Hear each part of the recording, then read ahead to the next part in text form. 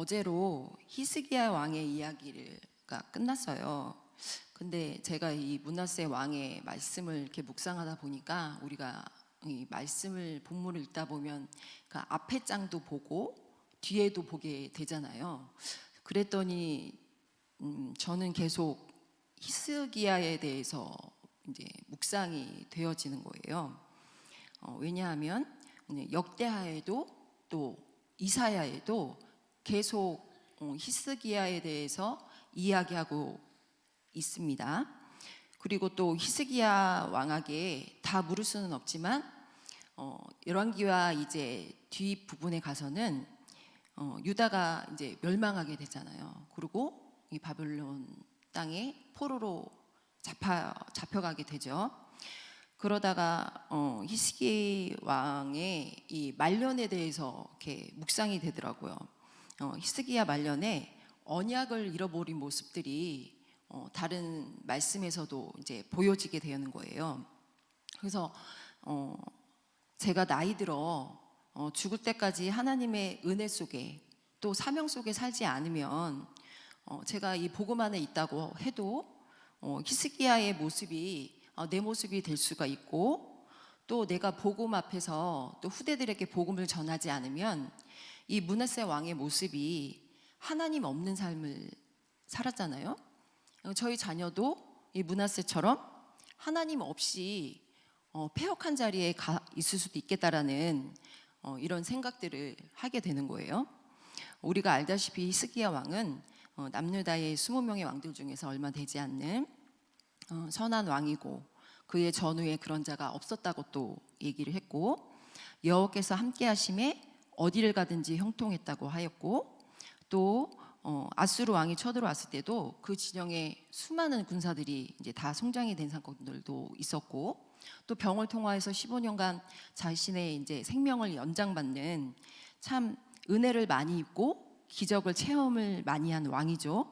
근데 히스기야 왕이 이 역대하에 이렇게 보면은 우리가 이제 어제 메시지를 또 보면은 히스기야 왕이 바벨론의 사자들로 기뻐하고 그의 나라에 있는 모든 것을 또 보여주고 보물고 궁기고 창고 보이지 아니하는 것들이 하나도 없었다고 얘기하였고, 또 어제 이동주 목사님께서도 말씀하셨듯이 이 모든 것들이 하나님의 힘이고 은혜임을 또 이야기하고 하나님을 높이고 자랑을 해야 되는데, 히스기야가 이 언약을 잃어버렸다는 말씀을 또 해주셨어요. 그리고 또 이제 역대하에 보면은 바벨론 방백들이 히스기야에게 사신을 보내어 그 땅에서 나타난 이적을 물을 때에 하나님이 히스기야를 떠나시고 그의 심중에 있는 것을 다 알고자 하사 시험하셨더라, 이렇게 또 나와 있고요. 또 그래서 열왕기하 20장의 이 결과로 왕궁의 모든 것들, 또 오늘까지 쌓아두었던 것들이 다 바벨론으로 또 옮겨지고 하나도 남지 않았다.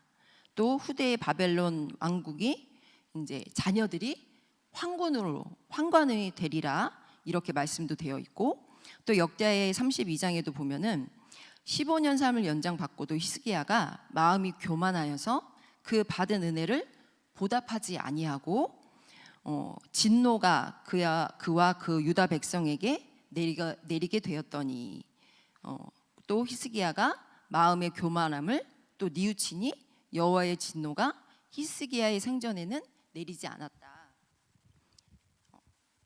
이렇게 말씀하고 있습니다. 네, 히스기야는 본인이 생전에는 이제 보호를 받았지만 그 영향이 후대에게 어떻게 임할지에 대해서는 생각을 못한 것이지요. 부를 이루고 많은 응답을 받았지만 바벨론을 의지하고 또 사명도 잃어버리고 또 사는 날 동안 후대에게 복음을 전하지 못해서 오늘 본문에서 말씀을 보았듯이 므낫세 왕은 가장 오랜 기간의 왕위에 있으면서 다시 산당을 세우고 우상을 섬기는 가장 패역한 왕으로, 그리고 혼자만 죄를 지은 것이 아니라 본문의 9절부터 나와 있듯이 이 백성이 듣지 아니하였고 므낫세의 꾀를 받고 악을 행한 것이 여호와께서 이스라엘 제손 앞에서 멸하신 여러 민족보다 더 심하였더라. 여호와께서 그의 종 모든 선지자들을 통하여 말씀하여 이르시되 유다 왕 므낫세가 이 가증한 일과 악한 행위함이 그 전에 있던 아모리 사람들의 행위보다 더욱 심하였고 또 그들의 우상으로 유다를 범죄하게 하였도다. 자신만 범죄한 것이 아니라 악한 한 왕이 리더자가 백성들에게까지도 죄를 짓게 하는 굉장한 영향력을 입히는 어마어마한 영향력을 입혔다는 것들을 우리가 이제 볼 수 있습니다. 그래서 제가 이 두 왕에 대해서 이제 보다가 세 가지가 이제 묵상이 되어지는 거예요.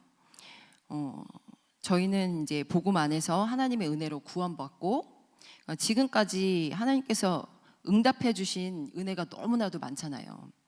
근데 그 은혜 받은 것들을 잃어버리고 순간 히스기야처럼 다른 것들을 의지하고 우상이 되어 있는 것이 있을 수 있다라는 것이죠.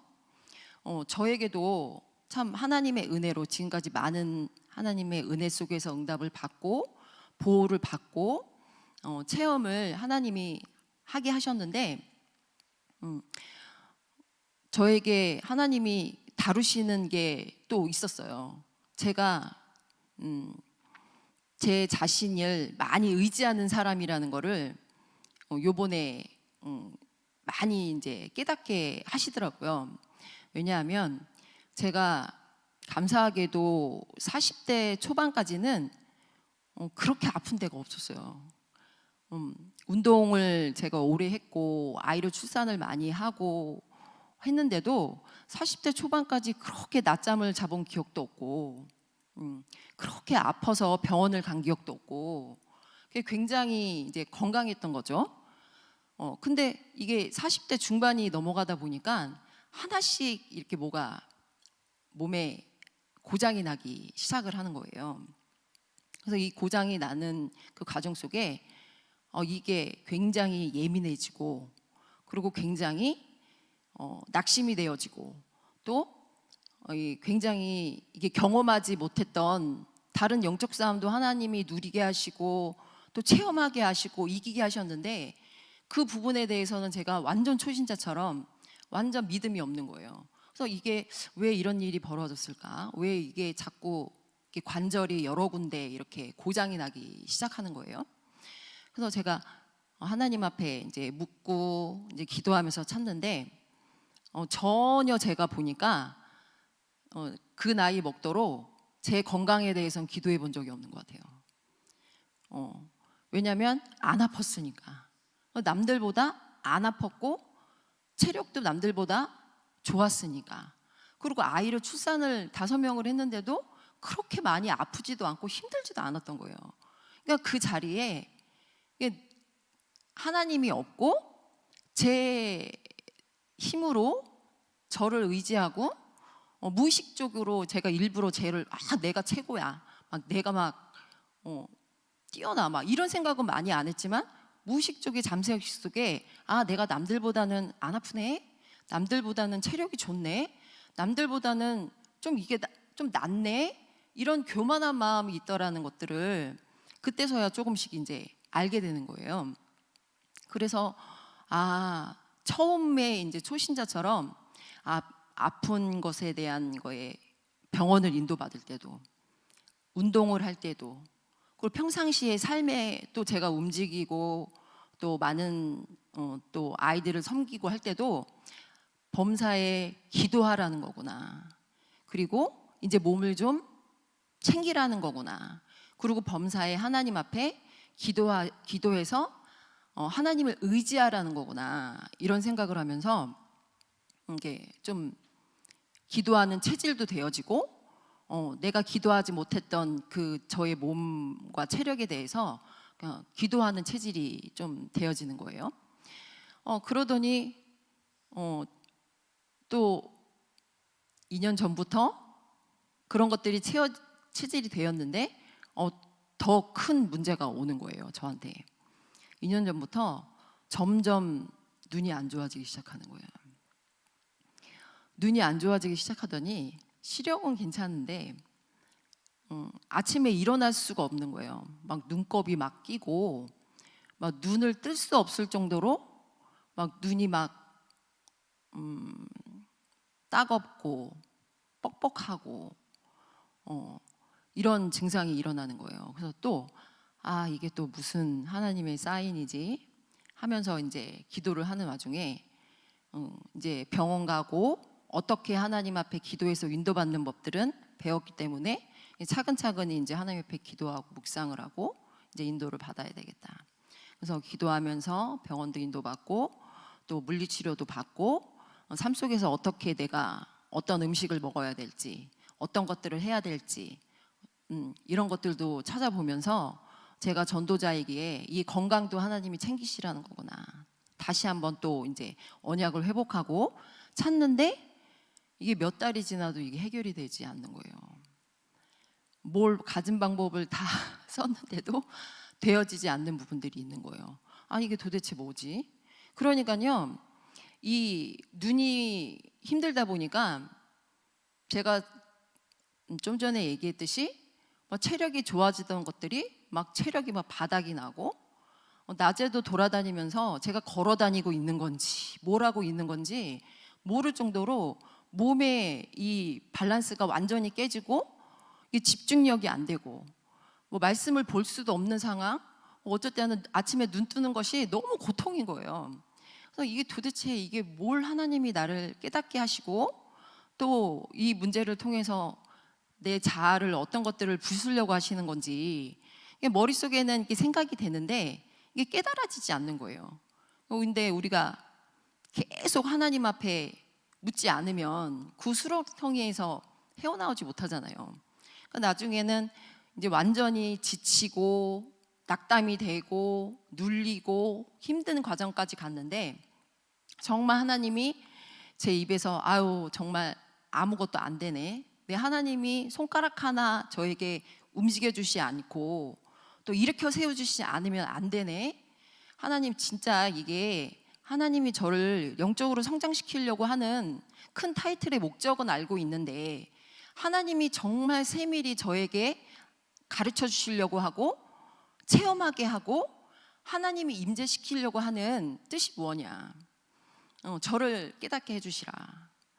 하나님의 음성을 듣기를 원한다 하면서 이렇게 묵상을 하다 보니까 저의 이제 그 자아의 쓴뿌리를 하나님이 고치시려고, 그리고 제가 제 몸을 의지하고 제 힘을 의지했던 그 자아를 파쇄시키시고, 제가 어렸을 때부터 내가 아프면 안 되지, 나는 이상한 짓을 하면 안 돼, 나는 절대로 유흥 쪽에도 가면 안 되고 절대로 이상한 짓을 하면 안 되고, 제 자아가 굉장히 그런 쪽으로 율법, 막 윤리, 도덕, 막 제가 가진 것이 없다라고 생각하니까 굉장히 그런 것들을 붙들고 살았던 것 같아요. 그래서 제가 아프지도 말아야 돼, 나는 힘들지도 않아야 돼, 나는 누워 있으면 안 돼, 여러 가지 굉장히 제 자신을 압박을 했던 어렸을 때의 모습들이 생각이 나더라고요. 전에는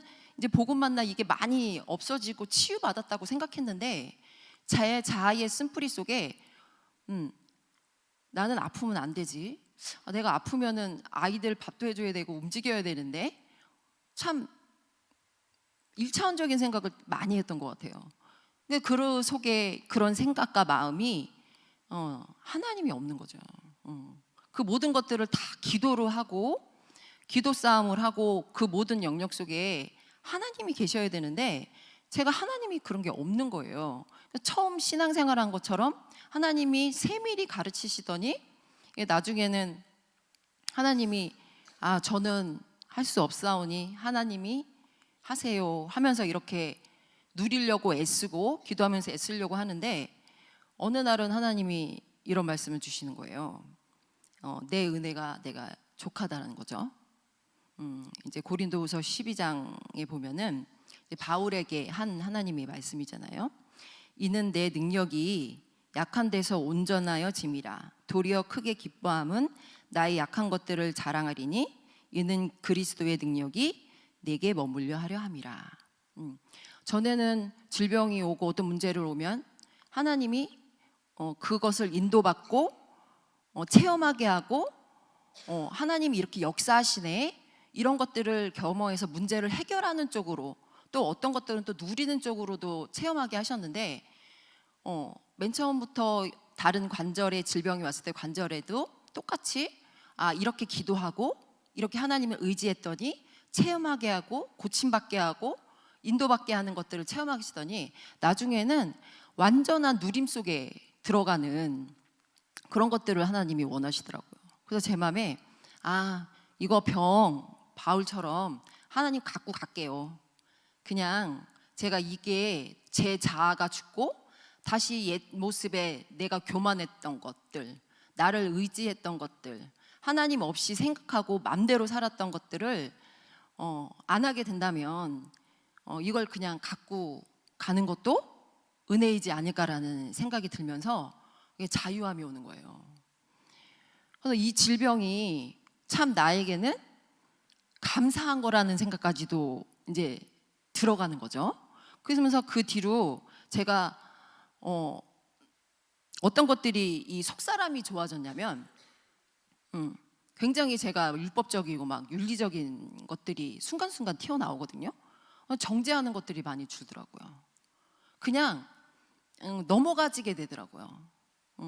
그냥 마음이 하나님이 하시겠구나, 그렇구나, 이게 되어지는 마음이 많이 편해지고, 순간 어쩔 때 또 율법이 제가 올라오면 이거 율법인데, 빨리 죄를 고백하고 빨리 넘어가고, 그 남들의 교구 식구들을 이제 사역하다 보면은 말할 때 전에는 아니 왜 저런 말을 하는 거야 도대체, 순간 이렇게 판단이 들어올 때마다 들어왔는데, 이제 좀 자아가 부서지고 낮아지니 저거 율법인데, 편하게 권면하게 되고 그 사람을 놓고 기도하게 되고, 제가 낮아지니까 남들이 보여지게 되고 그것들을 권면하게 되고, 이게 율법이다, 이게 율법이더라고요. 제가 이렇게 율법으로 살았더니 이렇게 되었더라, 이런 간증들이 이제 나오기 시작하는 거예요. 그래서 우리의 이제 본질은 이 심령 속에 하나님의 말씀으로 채우는 거잖아요. 그러니까 제 삶 속에 하나님이 없기 때문에 문제 사건을 통해서 하나님이 저를 낮추시고 모든 것들을 그냥 조금씩 넘어가고 편해지고 누리게 되는 응답을 받게 되는 것이지요. 그래서 여호와가 스가랴에 보면은 여호와 곧 하늘을 펴시며 땅에 터를 세우시며 사람 안에 심령을 지으시간 이르시되, 보이지 않는 이 영역 속에, 이 심령 속에 하나님이 우리의 심령을 만드셨기 때문에 계속해서 이 우리의 삶의 영역 속에서 어떤 부분은 되어지고 어떤 부분은 안 되어지는 부분 속에 계속 말씀으로 이렇게 심령을 채워나가야 된다는 거죠. 안 그러면은 한순간 눌리고 낙심하고 불신앙은 되어진다는 거예요. 그리고 제가 또 이제 두 번째로 이 말씀을 보면서 묵상하게 된 게 무엇이냐면, 제가 자녀에게 복음을 전하고 있는가, 이런 것들이 묵상이 되어지더라고요. 저에게 이제 5명의 자녀가 있는데, 이 아이들을 제가 이제 불신자 때는 공부를 좀 잘 시켜봐야지, 또 지성이 좀 열리고 인성이 좀 바라야지, 이런 생각들을 많이 했던 것 같아요. 근데 이 복음을 만나고 나서는 이런 것들은 영성이 되어야지만 되어지는 것들이구나, 이런 것들에 대한 이제 결론을 내고 이 아이들을 복음 앞에 세우기 위해서 참 감사하게도 모든 시스템 속에 우선순위로 이 아이들을 이렇게 훈련을 하고 예배에 이제 인도받게 했어요. 그래서 좀 율법적인 말과 행동도 제가 있었지만은 그 아이들의 훈련과 예배에 가 항상 우선순위지, 다른 학원이 있거나 그런 거에 대해서 제가 전혀 이제 허용을 하진 않았던 것 같아요. 그래서인지 아이들이 감사하게도 지금까지 그렇게 특별히 문제를 일으키거나 제 마음을 힘들게 하거나 어렵게 하는 일들은 없었던 것 같아요. 아직 나이가 많이 어려서 제가 도전해야 될 것도 많고, 뭐 저 아이들을 보면은 제 영적 문제도 보이고 남편의 영적 문제도 보이는데, 감사하게도 이 자녀들에게 복음을 전하고 또 이 아이들이 복음 안에서 있고 또 당연히 이 훈련 시스템에 순종해야 된다는 걸 아는 것들이 너무나도 감사하더라고요. 근데 이 남은 시간 동안 제가 어떻게 이 아이들의 복음을 전해야 될지는 저에게 이제 숙제로 남아 있다라는 것이죠. 그리고 또 제가 세 번째로 또 묵상이 되어지는 것은 내가 있는 현장에 이제 사명이 있는가예요. 제가 요번에 올해에 고등부에 이렇게 인도를 받게 되었는데요. 우리가 있는 모든 기관이나 현장이나 교구나 어떤 사람에 만나고 어떤 또 사업체나 모든 현장 속에 우리가 복음이 임해야 되고 나를 통해서 화평해야 되고 나를 통해서 하나님의 뜻을 이루어야 되잖아요. 고등부를 이렇게 인도를 받는데 제 의지가 아니라 이렇게 보내짐을 받았는데요. 이제 훈련되어진 것들이 있기 때문에 하나님 이 고등부에 왜 제가 가야 되나 이제 하나님의 이제 뜻을 찾기 시작하는 거죠.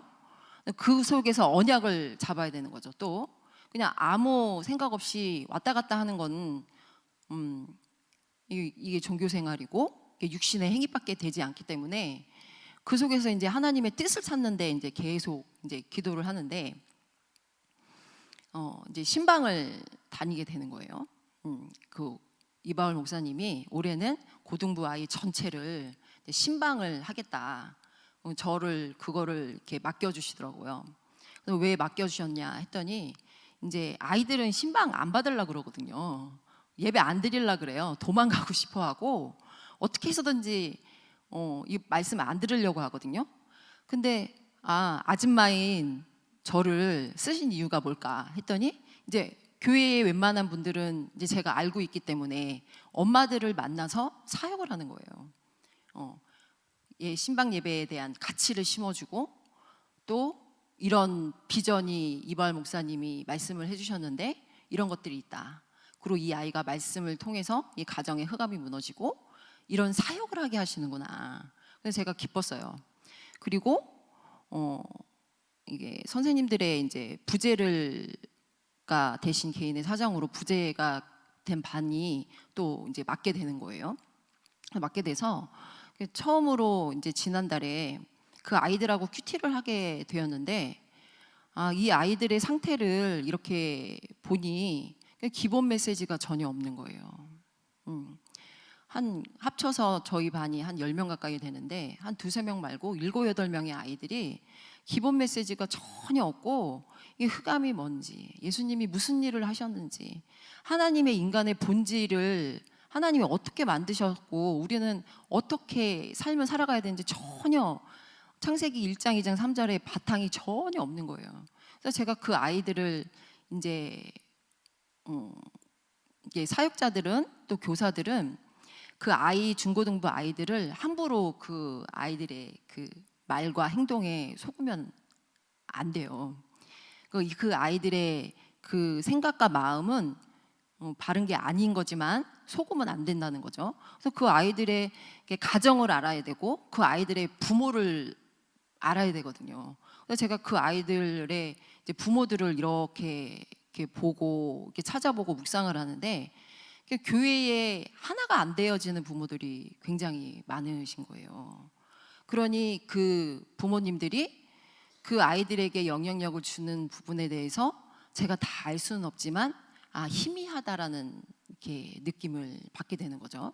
그러면 그 아이들을 어떻게 이 복음을 알아듣게 할 건가에 대해서는 당연히 부모님도 이제 하나님 앞에 기도하시지만 교사인 저도 제게 맡겨준 영혼이기 때문에 이 아이들을 어떻게 해서든지 복음을 알게 해야 되는데 어떤 아이들은 큐티하면은 이렇게 대화가 통하는데 어떤 아이들은 완전히 멍 때리고 있고 대화가 안 되어 있고 너무 지루해하고 힘들어하고 어떤 아이들은 막 낙심해하고 이렇게 되어지는 거예요. 그래서 제가 이 아이들을 어떻게 하면 좋을까? 그러니까 저하고 안면도 없는 아이들도 너무 많았던 것 같아요.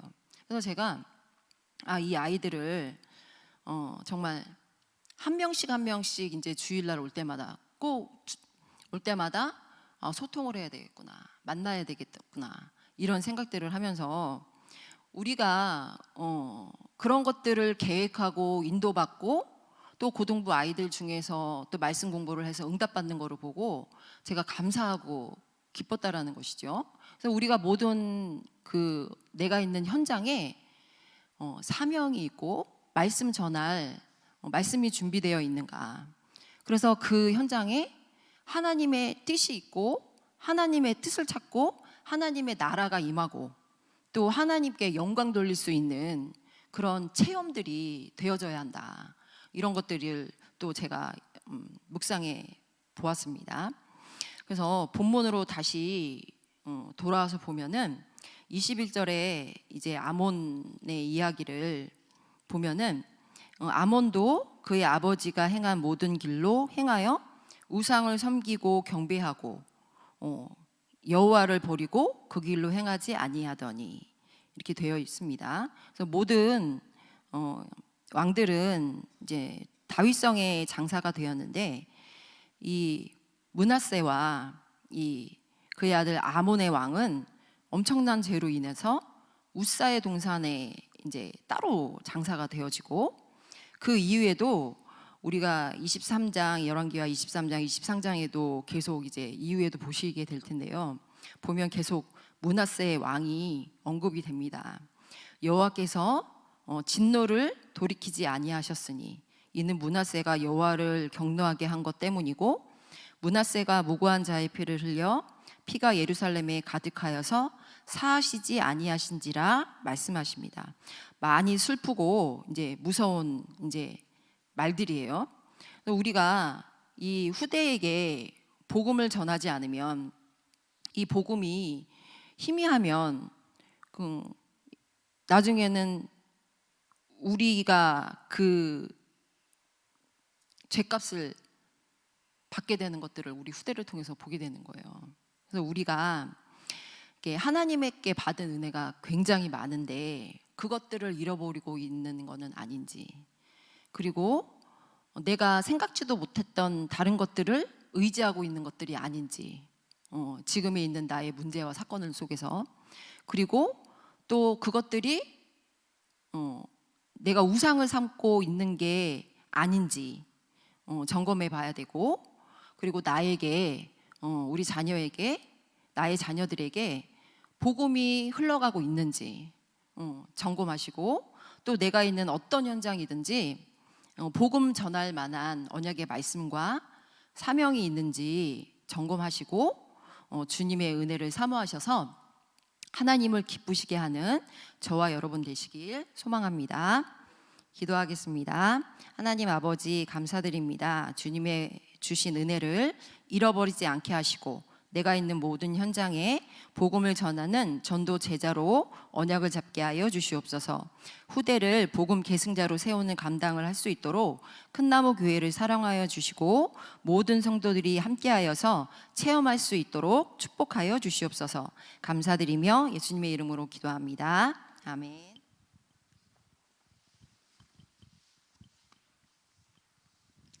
우리 권사님이 한 단계 또 복음의 도가 업그레이드 돼서 감사합니다.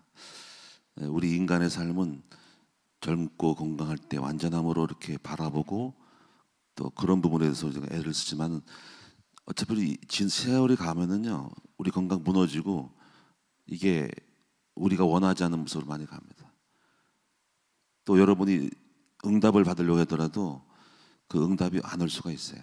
근데 복음은 어떻게 보면 환경을 바꾸는 것이 목적이 되지만은 복음은 그게 아니고 우리를 바꾸는 거야.